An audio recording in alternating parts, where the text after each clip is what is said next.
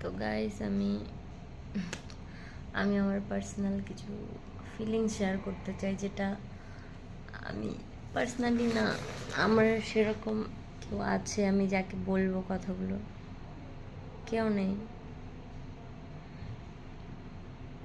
Family থেকে এত দূরে আমার আমার ওই বলে না যে একটা বেস্ট ফ্রেন্ড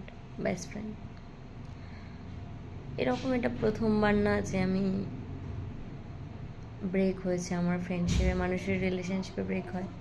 বাট আমি ফ্রেন্ডশিপে এতবার ধোকা খেয়েছি যে যেটা বলার মতো না। আবার চলে গেছি, কখনো ভাবিনি এগুলা ইন্টেনশনালি, তো কারো হয় না ফ্রেন্ডশিপ যে আমি এর সাথে ফ্রেন্ডশিপ করব, এর সাথে আমার ফ্রেন্ডশিপ হবে, এর সাথে ফ্রেন্ডশিপ করতে চাইবো না, এর সাথে ফ্রেন্ডশিপ হবে না। এরকমভাবে হয় না, কিছু অর্গানিকলি হয়ে যায়, যেটা আমরা না চাইতেও হয়ে যায়, বা আমরা কখনো ভাবতে পারি না যে এরকম কিছু হবে, বাট হয়ে যায়। বাট দ্যাট সেম টাইম তোমাকে কেউ এরকম ফিল করাবে যে তুমি তার জন্য সব কিছু,